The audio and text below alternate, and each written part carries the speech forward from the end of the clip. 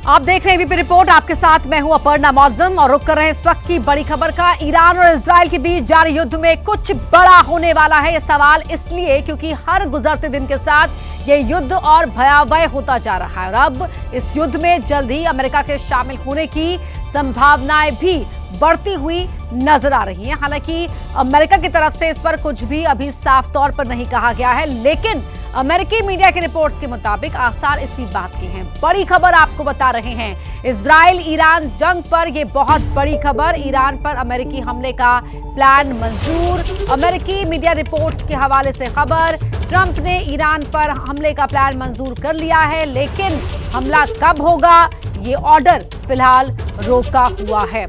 इस वक्त की बड़ी खबर आपको बता रहे हैं, ईरान पर हमला किस तरह से किया जाएगा, कैसा ये हमला होगा, ये पूरा जो प्लान है वो ट्रंप ने मंजूर कर लिया है, लेकिन हमला कब होगा ये ऑर्डर फिलहाल इस पर स्टे ट्रंप की ओर से अभी बना हुआ है।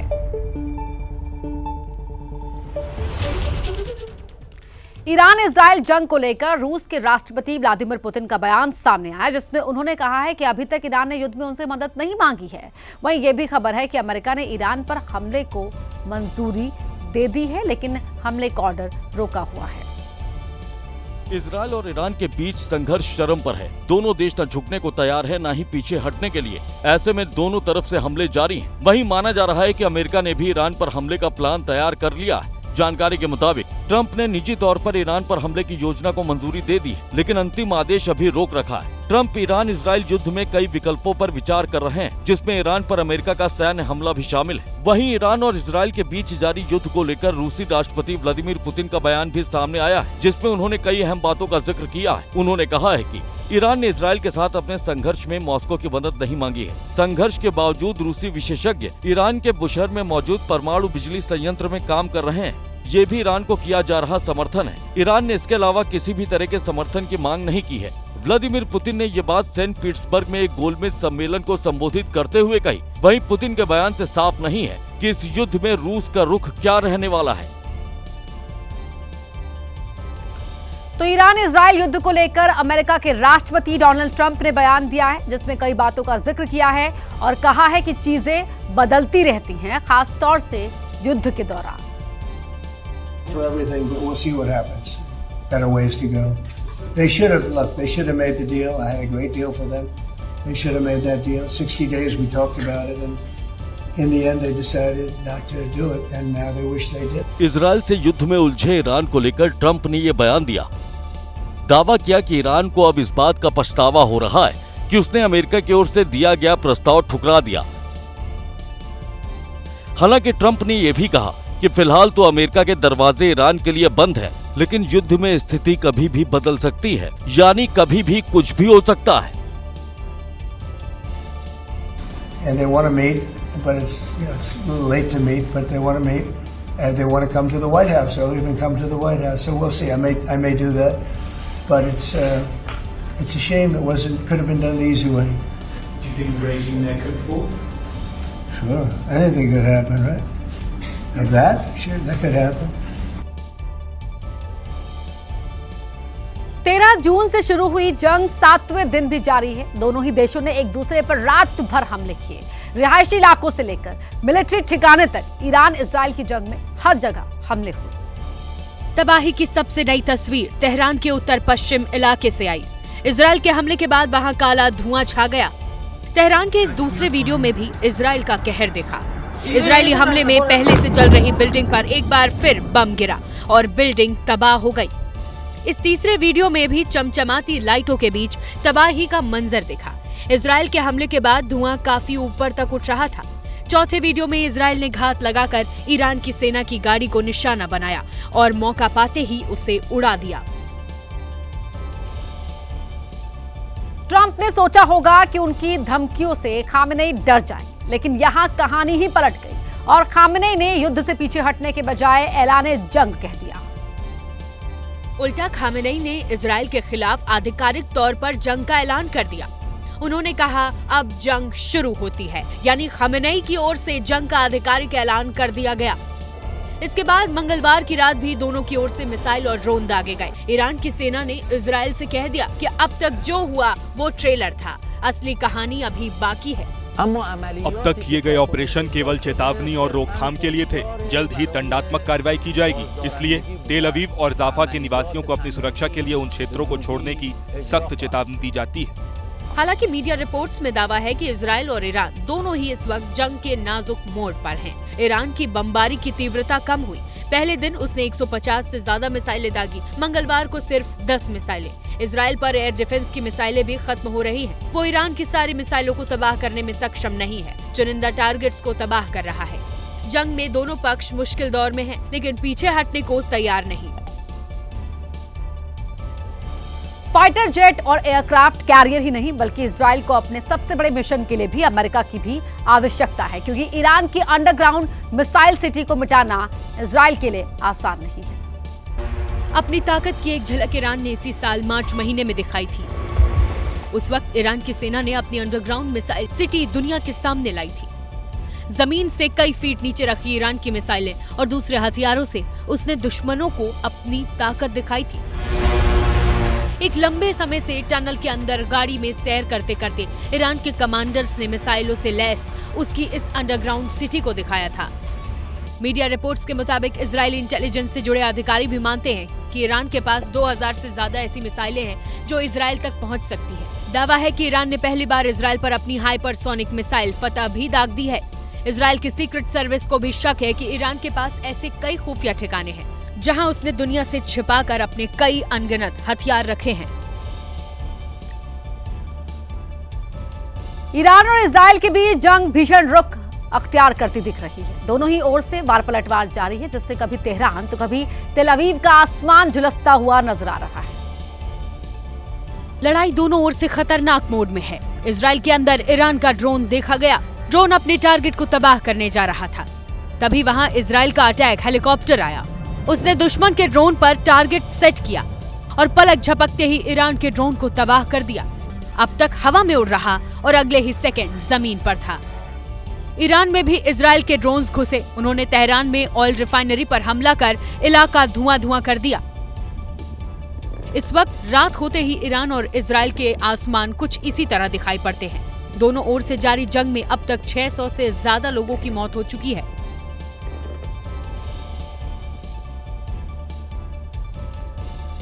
और बड़ी खबर का रुख कर रहे हैं। इजराइल ईरान के बीच युद्ध बढ़ता ही जा रहा है। दोनों ही देश एक दूसरे पर मिसाइल के जरिए हमले कर रहे हैं। इससे दोनों ही तरफ भारी नुकसान पहुंच रहा है। हालांकि इजराइल से ज्यादा जानमाल का नुकसान ईरान में हुआ है। यहां 400 से ज्यादा लोगों की मौत हो चुकी है। युद्ध के कारण ईरान में मची तबाही के बीच वहां रह रहे भारतीयों के लिए उनके परिवार में चिंता है। लोग अपनों की फिक्र में जी रहे हैं। इस बीच भारत सरकार ने ईरान में रह रहे भारतीयों की सकुशल घर वापसी के लिए ऑपरेशन सिंदूर की शुरुआत की है। बड़ी खबर यह है कि इस ऑपरेशन के तहत 110 भारतीय छात्रों का पहला जत्था दिल्ली लाया गया। आज सुबह इन सभी लोगों को ईरान से आर्मीनिया तक बाय रोड और उसके बाद फ्लाइट से दिल्ली लाया गया। आप कहाँ पे थी और अब इंडिया वापस आ गई, क्या कहना चाहेंगे? किस तरह की सिचुएशन अभी वहाँ पर है? वहाँ पे हालात तो खराब है ही। आप कब गई थी इंडिया से वहाँ पढ़ाई करने? 1.5 इयर्स पहले। किस चीज़ की पढ़ाई कर रही? Medical MBBS। अच्छा, तो आपका और भी कोई वहाँ पर अभी है जिससे बातचीत और होती, कोई रिलेटिव अभी भी? कजिन है। इंडिया पे आके कैसा लग रहा है, क्या कहना चाहिए? अच्छा लग रहा है। आप कहाँ की रहने वाली हैं? मुंबई। अब आगे का शेड्यूल क्या रहेगा, क्या प्लान है? हम फ्लाइट करेंगे अभी यहाँ से। सरकार के रोल के बारे में क्या आपका सोचना है, किस तरह की चीजें हुई? बहुत अच्छा अरेंजमेंट था स्टूडेंट्स को इवैक्यूएट करने के लिए। नरजिस। आप कहाँ की भारत में रहने वाले? मैं मुंबई से हूँ जी। वापस आ गई, किस तरह की सिचुएशन जो है ईरान में वो बहुत क्रिटिकल है, लेकिन अब हम लोग सेफली यहाँ पे आ गए हैं जी। और आपके स्टूडेंट कुछ दोस्त जो हैं वो वहाँ पर? नहीं, अभी हम लोग तो सब यहाँ पे आ गए हैं। Thank you. आपका नाम क्या है? आप इंडिया में हुसैन सर, मैं नागपुर से हूँ, नागपुर इंडिया से। ये बताइए, आप ईरान में किस चीज़ की पढ़ाई कर रहे थे? और मैं डॉक्टर हूँ, मेरा लास्ट ईयर चल रहा है, मेरा रोटेशन चल रहा है MBBS का। सर क्या नाम है, लास्ट ईयर था सर, वॉर थी, रात को सायरन्स होते थे, सायरन्स तो नहीं कहेंगे सर, ब्लास्टेस की आवाज़ आती थी। मेरा सिटी उतना बड़ा नहीं है तो इफ़ेक्ट उतना नहीं था, बट जो तेहरान साइड है, इस्फहान साइड है, उन जहाँ वो हमारे मेडिकल इंडियन स्टूडेंट है, मैं गवर्नमेंट ऑफ इंडिया से एक अपील करूँगा, प्लीज़ उन्हें जल्दी निकालिए, वहाँ की सिचुएशन बहुत ख़राब है। इतना लंबा जो सफ़र रहा ईरान से यहाँ पर आने में, आर्मेनिया आए। तो उसके बारे में आप क्या कहना चाहेंगे? इंडिया पर आप आ गए हैं, अब अगर देना गया 10 में से 10 तो मैं 10 में से 100 दे दूंगा।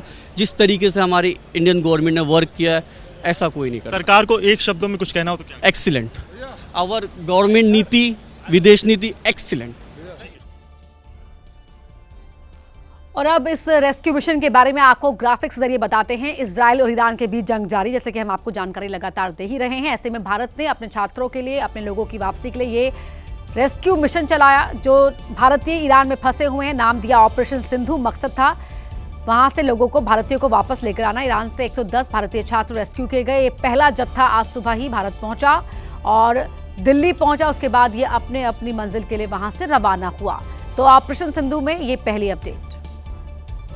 ऑपरेशन सिंधु के तहत ईरान में फंसे भारतीयों को देश वापस लाया जा रहा है और अभी फिलहाल हम दिल्ली एयरपोर्ट पर मौजूद हैं। जो फ्लाइट है इंडिगो की, उसके सहारे जो भारतीय ईरान में फंसे हुए हैं उन्हें वापस लाने जाने की जो कोशिश है वो भारत सरकार की तरफ से की जा रही है। जो पेरेंट्स यहाँ पर बच्चों को अपने रिसीव करने आए हैं वो हमारे साथ बातचीत करने के लिए मौजूद हैं। सर, सबसे पहले अपना नाम बता दीजिए। मिस्टर हैदर, अली हैदर। आप कहाँ के रहने वाले हैं सर? मैं राजस्थान, कोटा। अपने आप बेटे को लेने आए हैं? जी, मेरा बेटा। क्या नाम है? माज हैदर। अच्छा, वो ईरान में क्या कर रहा था, किस चीज़ की पढ़ाई करने की? वो MBBS की पढ़ाई कर रहा था। कितने साल का है क्या वो, और कब गया था यहाँ से? उसको अभी 1 साल हो गया, उसका 3 सेमेस्टर पूरे हो गए। आज भारत उसकी वापसी हो रही है, आपके लिए कितना बड़ा मौका है, कितना बड़ा मोमेंट है आपके? बहुत बड़ा मौका है। मुझे इंडियन गवर्नमेंट से, इंडियन एम्बेसी से इतनी उम्मीद नहीं थी। मेरी उम्मीद से कहीं ज़्यादा इंडियन एम्बेसी ने हम लोगों का साथ दिया है, बच्चों का साथ दिया है। ऐसे वार जोन से निकाल के लेके आए हैं, जो मैं इंडियन एम्बेसी, इंडियन गवर्नमेंट का काफ़ी आभारी रहूँगा। मेरी उम्मीद से ज़्यादा उनको ब्रेकफास्ट मिला, लंच मिला, डिनर मिला। बड़े आराम से उनको यहाँ पर लेकर आए और वहाँ से उर्मिया से लेकर यहाँ पर न्यू दिल्ली तक हमारा 1 रुपये भी खर्च नहीं हुआ। तो इंडियन गवर्नमेंट का हम जितनी तारीफ़ करें उतनी कम है, क्योंकि हम जो हमारे साथ कुछ कर रहा है तो हम उसका एहसान मानते हैं। ये वार वाली स्थिति हो गई थी वहाँ पे, ईरान और इजराइल के बीच वार। क्या महसूस कर रहे थे, क्या चीज़ें आपके सामने आ रही थी, कैसे बातचीत हो पा रही थी, नहीं हो पा रही? डर का माहौल था। वैसे ही बच्चे तो बेचारे बॉर्डर एरिया में थे, हमारे बच्चे तो ये तो एक तरह से सुरक्षित थे। लेकिन जो बच्चे तेहरान में फंसे हुए हैं, मैं उनके लिए फिर अपील करूँगा कि इंडियन गवर्नमेंट उनको निकाले, वो बहुत ज़्यादा परेशान है। आपके साथ और भी कोई आया है? हाँ, मेरी वाइफ आई है। मैम, आप थोड़ा सा बात कर लीजिए। मैम, उसके पापा ने कर ली बस। अर्शी बेटे को लेने आए जी। क्या मतलब आप कहना चाहेंगे भारत सरकार के लिए, और क्या कहना चाहेंगी? और जब बेटा सकुशल वापस, सुरक्षित वापस आ रहा है, तो आप क्या बताना चाहेंगे? बस हम शुक्रगुजार हैं गवर्नमेंट के, हमारे बच्चे सेफली आ गए और बच्चों को भी निकाला जाए, बस यही कहना चाहेंगे। बीच में क्या परेशान हुई थी, जिस तरह से वार वाली सिचुएशन वहाँ पर चल रही थी, किस तरह से आप मतलब अपने आप को संभाल रही थी, और बच्चे से बातचीत इस दौरान हो पा रही थी या फिर नहीं? हाँ, बच्चे से हो रही थी, लेकिन इंटरनेट थोड़ी प्रॉब्लम थी तो थोड़ी रुक रुक के हो रही थी। बात तो वैसे हो रही थी, कंटिन्यू डेली हो जाती थी, लेकिन थोड़ा सा प्रॉब्लम था ना, तो कनेक्शन कट जाता था बीच बीच में। काफ़ी सुकून महसूस हो रही, क्या सरकार को क्या कहना चाहेंगे? हाँ, बस यही कहना चाहेंगे सरकार को कि बहुत बहुत शुक्रिया सरकार का, हमारे बच्चे सेफली पहुंच गए यहाँ। करने के लिए तो राजस्थान का जो परिवार अपने बेटे को वापस लेने के लिए आया है, और फिलहाल सरकार का जो धन्यवाद है वो माता पिता के द्वारा दिया जा रहा है। वहीं ऑपरेशन सिंधु को लेकर विदेश राज्य मंत्री मीडिया से मुखातिब हुए और बताया कि ईरान में फंसे हिंदुस्तानियों को सुरक्षित लाने का मिशन लगातार ऑन है। हम लोग अपनी तरफ से, हमारी गवर्नमेंट पूरी कोशिश करेगी कि जितने भी हमारे देश के लोग हैं ईरान में, उनको सबको सेफली ले आने का हम लोगों की बहुत बड़ी जिम्मेदारी है, और उसको हम लोग पूरा करेंगे। हम लोगों के पास और भी हमारे प्लेन्स तैयार हैं। आज भी एक प्लेन जा रहा है फिर से यहाँ तुर्कमेनिस्तान, वहाँ से अपने इंडियन नेशनल्स को लाने के लिए, और जैसे जैसे हमारे ये नंबर्स और रिक्वेस्ट आया करेंगी, हम यहाँ से चार्टर्ड फ्लाइट्स भेजा करेंगे अपने नेशनल्स को वापस लाने के लिए। वहीं अमेरिका के राष्ट्रपति डोनाल्ड ट्रंप ने एक बार फिर दावा किया है कि उन्होंने भारत और पाकिस्तान के बीच युद्ध रुकवाया था। वहीं इस दौरान उन्होंने पीएम मोदी को शानदार नेता बताया, तो ये भी कह दिया कि उन्हें पाकिस्तान से प्यार है। I love Pakistan. I think Modi is a fantastic man. I spoke to him last night. We're going to make a trade deal with. America के राष्ट्रपति डोनाल्ड ट्रंप ने अपने बयान में जहां पीएम मोदी को शानदार शख्सियत बताया, तो वहीं ये भी कह दिया कि उन्हें पाकिस्तान से प्यार है, उस पाकिस्तान से जिसे दुनिया आतंकिस्तान के नाम से जानती है। वहीं ट्रंप ने इसके अलावा एक बार फिर से दावा कर दिया कि उन्होंने भारत पाकिस्तान का युद्ध रुकवाया था। But I stopped the war between Pakistan and India. This man was extremely influential in stopping it from the Pakistan side, Modi from the India side, and others. And they were going at it, and they're both nuclear countries. I got it stopped. I don't think I had one story. Did I have one story written about it? I stopped the war between two major nations, major nuclear nations. ये पहला मौका नहीं है जब Trump ने भारत पाकिस्तान के बीच युद्ध रुकवाने का दावा किया है। वहीं कनाडा में जी समिट में हिस्सा लेने पहुंचे पीएम मोदी ने पहले ही साफ कर दिया है कि भारत पाकिस्तान के बीच हुए युद्ध की मध्यस्थता किसी और देश ने नहीं की, बल्कि सीज फायर की मांग पाकिस्तान की ओर से की गई थी।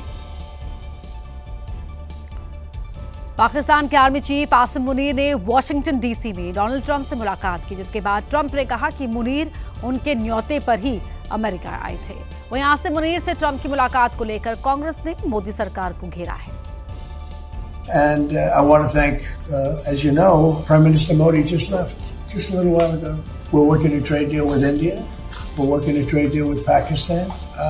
I'm so happy. There was a deal that two smart people decided not to keep going with that war. Donald Trump का ये बयान पाकिस्तान के आर्मी चीफ आसिम मुनीर से मुलाकात के बाद आया, जिसमें ट्रंप उस मुनीर की शान में कसीदे पढ़ रहे थे, जो पाकिस्तानी आर्मी की आड़ में तमाम आतंकी और जिहादी गुटों की मदद करता है, आतंक फैलाने के लिए उन्हें असलहा मुहैया कराता है। वहीं मुनीर की ट्रंप से मुलाकात को लेकर भारत में सियासी शोले भड़कते दिख रहे हैं। कांग्रेस ने इसे लेकर सवाल खड़े किए हैं। उसी व्यक्ति को निमंत्रण देना, वॉशिंगटन बुलाना, व्हाइट हाउस में भोजन देना, मैं समझता हूँ हमारे प्रधानमंत्री के लिए एक बहुत बहुत बड़ा झटका है। कांग्रेस ने आरोप लगाया तो बीजेपी ने भी पलटवार किया। शहबाज शरीफ जो है और आसिम मुनीर आज खुश इस बात पे होंगे कि जयराम रमेश और राहुल गांधी जैसे उनको प्रचार करने वाले दो नेता मिले हैं, जो अपने देश की बात नहीं करते परंतु दुश्मन देश पाकिस्तान की बात करते हैं। राजा हत्याकांड के मुख्य आरोपियों की आज कोर्ट में पेशी होनी है, तो वहीं इस बीच संजय वर्मा का नाम भी सामने आया, जिसे सोनम से शादी से पहले 100 से ज्यादा फोन कॉल किए थे। तो अब राजा हत्याकांड की बात कर लेते हैं। जी हां, राजा हत्याकांड के मुख्य आरोपियों की आज कोर्ट में पेशी होनी है। लगातार इन्वेस्टिगेशन को मेघालय पुलिस आगे बढ़ा रही है और इसी बीच संजय वर्मा का नाम भी सामने आया है। राजा रघुवंशी हत्याकांड के सभी आरोपियों की आज कोर्ट में पेशी होगी। 8 दिन की रिमांड खत्म होने के बाद आज सभी आरोपियों को कोर्ट में पेश किया जाएगा। रिमांड में पुलिस ने तमाम आरोपियों से पूछताछ कर कई अहम सबूत जुटाए। साथ ही पुलिस ने आरोपियों के साथ मौकाए वारदात पर सीन भी रिक्रिएट किया है। वहीं इस बीच ये भी दावा सामने आया है कि सोनम रघुवंशी संजय वर्मा नाम के शख्स से लगातार संपर्क में थी और वो उससे घंटों बात करती थी। जानकारी के मुताबिक सोनम ने करीब 1 महीने में इस शख्स से 234 बार बात की। ऐप पर यह नंबर संजय वर्मा के नाम पर रजिस्टर्ड है। 1 मार्च से 8 अप्रैल के बीच दोनों में 234 बार बातचीत हुई, लेकिन अचानक 8 जून को रात करीब 11:30 बजे वो नंबर बंद हो गया और 8 जून की रात को ही गाजीपुर में सोनम मिली थी। वहीं मेघालय पूर्वी हिल्स जिले के एसपी विवेक ने इसे लेकर बड़ा खुलासा किया है। उन्होंने बताया कि पुलिस ने वर्मा का पता लगाने के लिए इंदौर में तलाशी अभियान चलाया, जिसका फोन बंद था। बाद में पता चला कि संजय वर्मा कोई और नहीं बल्कि राज कुशवाहा है, जिसने अपनी प्रेमिका के पति की हत्या की साजिश रची थी। तो एक और राज से पर्दा उठ गया है कि राज कुशवाहा ही दरअसल संजय वर्मा था। ये पुलिस ने अपनी इन्वेस्टिगेशन के बाद इस बात की जानकारी दी है।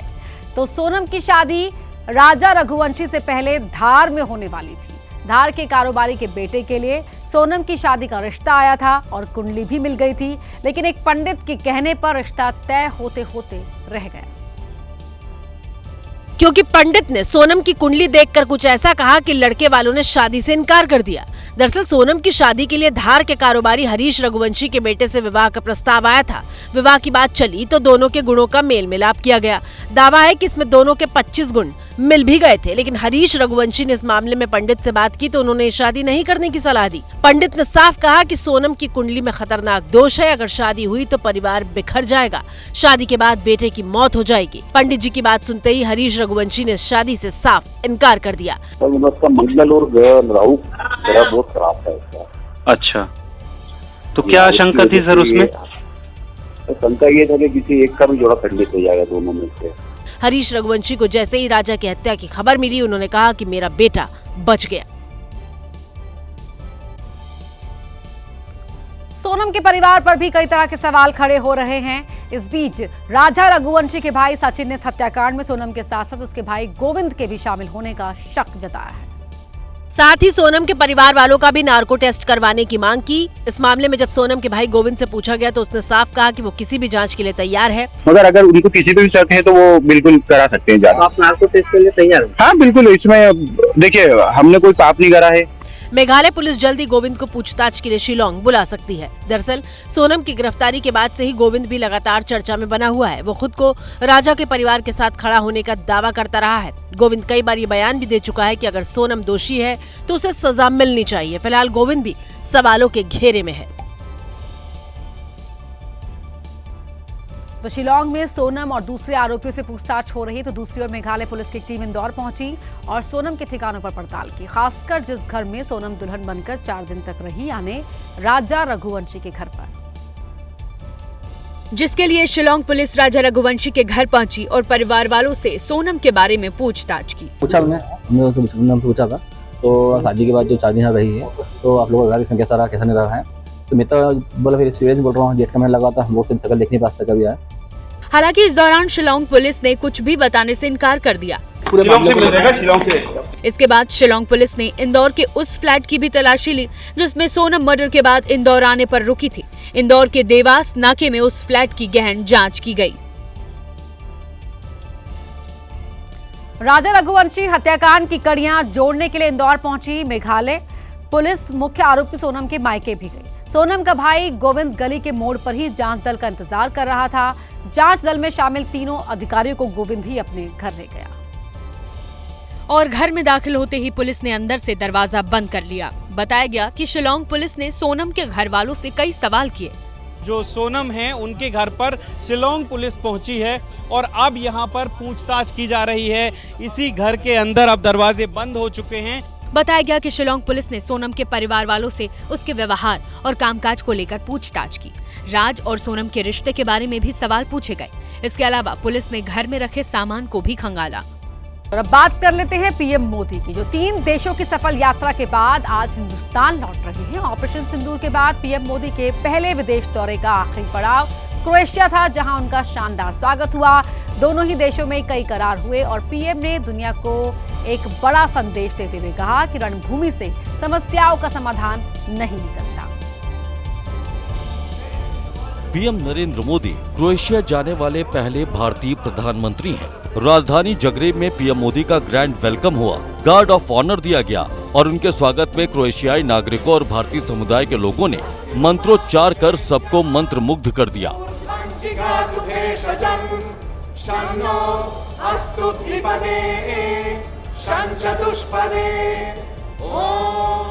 इसके बाद स्वागत में नृत्य पेश किया गया।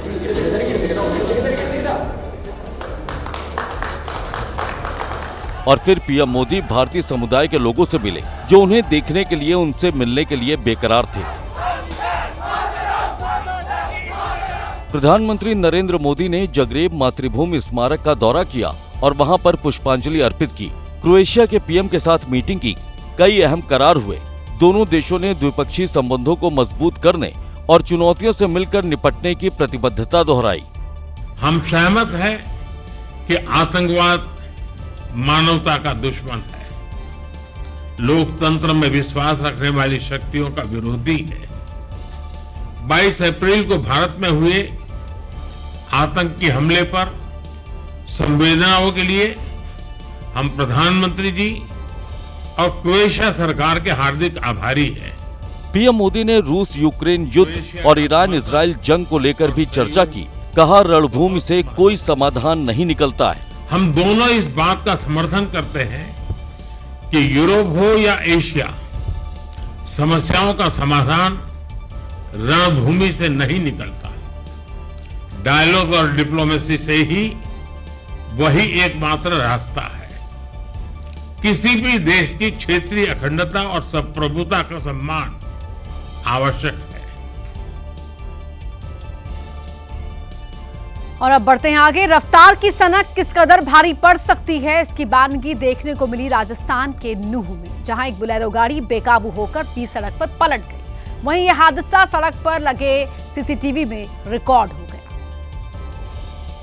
राजस्थान के नूह में उस वक्त हड़कंप मच गया जब ये बोलेरो कार अचानक ही सड़क पर बेकाबू होती दिखी। तेज रफ्तार से हाईवे पर भाग रही इस गाड़ी के ड्राइवर ने कंट्रोल खो दिया, जिसके बाद ये गाड़ी हाईवे पर पलट गई।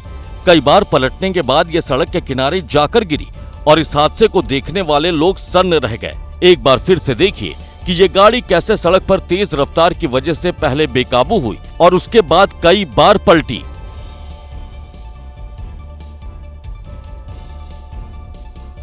गाड़ी को इस तरह हाईवे पर पलटता देख मौके पर अफरा तफरी मच गई।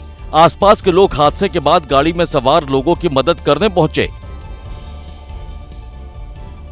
इस गाड़ी में 3 लोग सवार थे जो अपनी रिश्तेदारी में जा रहे थे। यह हादसा मेवात इलाके के घासेड़ा गांव के पास हुआ, जहां स्थानीय लोगों ने घायलों को पुलिस की मदद से अस्पताल पहुंचाया। वहीं यह पूरा हादसा हाईवे पर मौजूद सीसीटीवी में कैद हो गया। बिहार में भले ही शराब बंदी हो, लेकिन शराबियों का उत्पात जारी है। हाजीपुर से भी ऐसी ही तस्वीर सामने आई है, जहां पर 3 शराबियों ने अस्पताल में जमकर हंगामा किया, मारपीट की। बड़ी मुश्किल से पुलिस वालों ने शराबियों पर काबू पाया और उन्हें अस्पताल लेकर गए। ये महाभारत हाजीपुर के अस्पताल में चल रही है, जहां पर लोगों पर हमला करते दिख रहे तीनों युवक शराब के नशे में धुत होकर अस्पताल पहुंचे थे, जहां पर इनकी हालत देखने के बाद इनके अस्पताल कर्मचारियों से कहासुनी हो गई और फिर देखते ही देखते नौबत मारपीट तक पहुंच गई, जिसके बाद जमकर हंगामा हुआ। दरअसल तीनों में से एक शराबी युवक की तबीयत बिगड़ गई थी, जिसका इलाज कराने के लिए इसके दोनों साथी इसे लेकर अस्पताल पहुंचे थे, जहां पर शराबी दोस्त के इलाज के लिए इन्होंने हंगामा करना शुरू कर दिया। वहीं जब अस्पताल के कर्मचारियों ने इनके शराब पिए होने को लेकर सवाल उठाए तो ये उनसे भिड़ने के लिए तैयार हो गए। वहीं इसी बीच शराबी युवकों के हंगामे की जानकारी अस्पताल के कर्मचारियों ने पुलिस को दे दी। वहीं पुलिस को भी इन शराबी युवकों को काबू करने में खासी मशक्कत करनी पड़ी। तस्वीर में आप साफ देख सकते हैं कि कैसे पुलिसकर्मी गाड़ी में शराबी युवक को पकड़ने की कोशिश कर रहा है। इस हंगामे की तस्वीर अब सोशल मीडिया पर वायरल है, जहां शराबबंदी वाले बिहार में शराबियों की करतूत देखकर लोग हैरान हो रहे हैं। यूपी के हरदोई में पेट्रोल पंप कर्मचारी पर रिवॉल्वर तानने वाली आरोपी अरीबा को लेकर सियासत भी गर्म होती दिख रही है, जिसके घर पहुंचे कांग्रेस कार्यकर्ताओं ने उसे सम्मानित किया और उसे रानी लक्ष्मीबाई की फोटो देकर सम्मानित किया गया। अहमदाबाद प्लेन हादसे में जिंदा बचने वाले इकलौते मुसाफिर रमेश विश्वास को अब अस्पताल से छुट्टी मिल गई है। अस्पताल से छुट्टी मिली तो रमेश विश्वास सीधे दीप पहुंचे अपने भाई के अंतिम संस्कार में शामिल होने। उनके भाई प्लेन क्रैश में मारे गए थे। भाई की अंतिम विदाई पर रमेश विश्वास फूट फूट कर रोए। बिलख बिलख कर रो रहे ये वो रमेश विश्वास हैं जो अहमदाबाद प्लेन क्रैश में करिश्माई रूप से जिंदा बचने वाले इकलौते यात्री हैं। ये वो रमेश विश्वास हैं जो प्लेन क्रैश होने के बाद खुद अपने पैरों पर चलकर बाहर निकले थे, लेकिन रमेश अपने भाई की अर्थी देखकर टूट गए और बिलख बिलख कर रो पड़े। बीते 12 जून को अहमदाबाद में हुए भयावह हादसे में प्लेन में सवार 242 लोगों में से 241 लोग मारे गए थे। चमत्कारी रूप से रमेश विश्वास बच गए थे, लेकिन उनका भाई मौत के पंजे से नहीं बच सका था। रमेश विश्वास अस्पताल में भर्ती थे। डिस्चार्ज हुए तो भाई के अंतिम संस्कार के लिए दीव पहुंचे। वो अपने आंसू रोक नहीं पा रहे थे, रह रह कर रोने लग रहे थे, ठीक से खड़े भी नहीं हो पा रहे थे। उनके परिजनों ने उन्हें किसी तरह संभाला, सहारा दिया और फिर एक भाई ने वो बोझ उठाया जो कोई कभी नहीं चाहता है। रमेश विश्वास ने अपने भाई की अर्थी को कंधा दिया, जिनके साथ वो हंसी खुशी लंदन से सफर पर निकले थे। हालांकि ये उनके भाई का आखिरी सफर बन गया। पिछले हफ्ते आज ही के दिन अहमदाबाद में एयर इंडिया का प्लेन क्रैश हुआ था। इसमें 275 लोगों की जान चली गई थी। उस हादसे के लिए टाटा सन्स और एयर इंडिया के चेयरमैन एन चंद्रशेखरन ने माफी मांगी है। एक इंटरव्यू में एन चंद्रशेखरन ने 12 जून को हुए भयावह विमान हादसे पर बात की। प्लेन कैसा था, पायलट कितने अनुभवी थे और हादसे को लेकर जो जांच चल रही है उसको लेकर खुलकर बात की और हादसे में अपनों को गंवाने वाले पीड़ित परिवारों की हर संभव मदद की बात कही। मेरे पास किसी को सांत्वना देने के लिए शब्द नहीं है। मुझे बस इस बात का गहरा अफसोस है कि ये दुर्घटना टाटा के स्वामित्व वाली एयरलाइंस में हुई। मुझे बहुत दुख है और हम इस समय पीड़ित परिवारों के साथ होने के अलावा कुछ नहीं कर सकते। ये बताना बहुत मुश्किल है कि वे किस दौर से गुजर रहे हैं। इसके साथ ही हादसे का शिकार हुए विमान को लेकर उठ रहे सवालों पर भी बड़ा खुलासा किया। मानवीय त्रुटि, एयरलाइंस, इंजन और मेंटेनेंस को लेकर अटकलें चल रही हैं। बहुत सारी थ्योरी है, लेकिन जो तथ्य अब तक मेरे सामने आए वो ये है कि विमान का रिकॉर्ड बिल्कुल साफ है। दोनों इंजन की हिस्ट्री साफ है। दाहिने इंजन को मार्च 2025 में ही बदला गया था। बाएं इंजन की 2023 में सर्विस हुई थी और अगली मेंटेनेंस दिसंबर 2025 में होनी थी। एयर इंडिया के पास 33 ड्रीमलाइनर में से किसी का भी रखरखाव तुर्की की टर्किश टेक्निक द्वारा नहीं किया जाता है। विमान के पायलटों को लेकर सवाल पर चंद्रशेखरन ने कहा कि दोनों पायलट बहुत ही अनुभवी और कुशल थे। चंद्रशेखरन ने कहा कि जांच जारी है और ब्लैक बॉक्स और रिकॉर्डिंग डिवाइस पूरी सच्चाई बताएंगे। उससे पहले किसी भी नतीजे पर पहुंचना गलत होगा। तो आइए अब आपको ग्राफिक्स के जरिए बताते हैं अहमदाबाद हादसे के बाद किस तरह एयर इंडिया ने एक बड़ा फैसला लिया है। तो ये फैसला क्या है वो आपको बताते हैं। वाइड बॉडी बड़े विमान वाले उड़ानों में कटौती करने का फैसला लिया गया है। अंतर्राष्ट्रीय उड़ानों में 15% की अस्थायी कटौती का फैसला लिया गया है, जो 20 जून से मिड जुलाई तक लागू रहेगी। संचालन में स्थिरता बनाए रखने के लिए ये फैसला एयर इंडिया ने लिया है। यात्रियों को बेहतर सेवा देने और उन्हें असुविधाओं से बचाने के लिए ये फैसला एयर इंडिया का महत्वपूर्ण हो जाता है। बोइंग 7878 और 7879 विमानों की जांच करने का फैसला भी एयर इंडिया ने लिया है। डीजीसीए ने एनहांस सेफ्टी इंस्पेक्शन किया। एयर इंडिया में कुल 33 बोइंग 787, 8 और 9 विमान हैं। 33 में से 26 जो बोइंग 787, 8, 9 हैं वो सुरक्षित घोषित किए गए। बाकी विमानों की जांच भी जल्द पूरी कर ली जाएगी। एहतियातन बोइंग 777 बेड़े की भी अतिरिक्त सुरक्षा जांच करने का फैसला यहां पर एयर इंडिया की ओर से लिया गया है।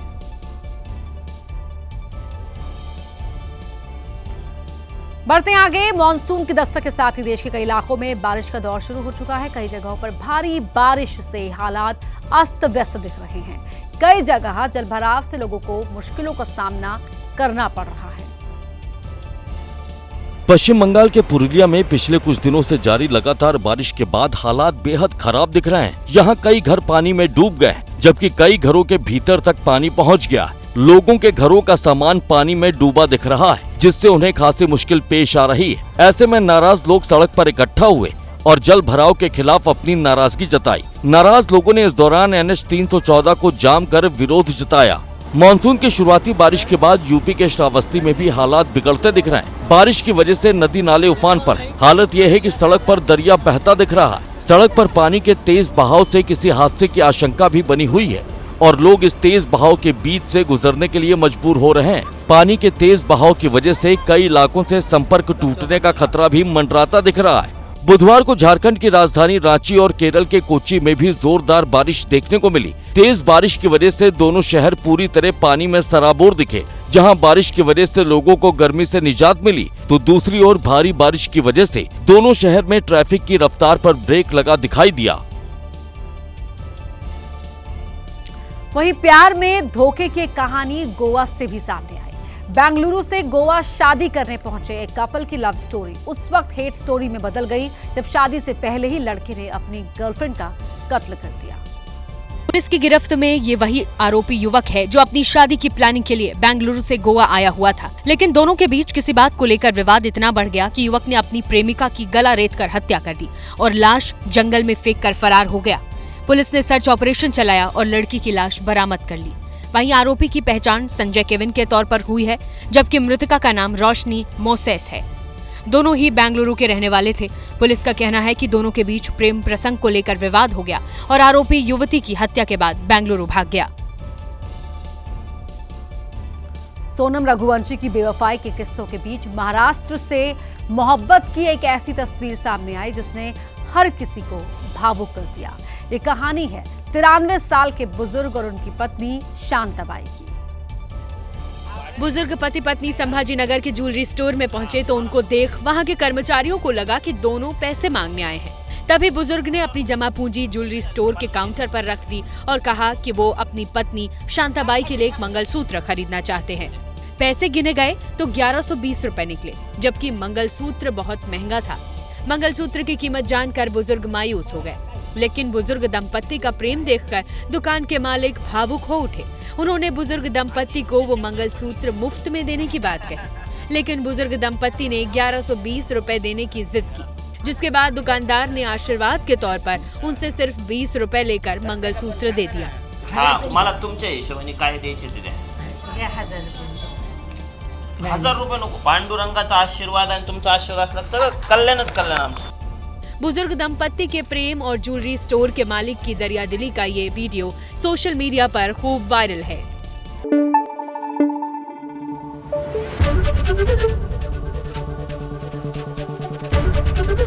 ABP न्यूज आपको रखे आगे।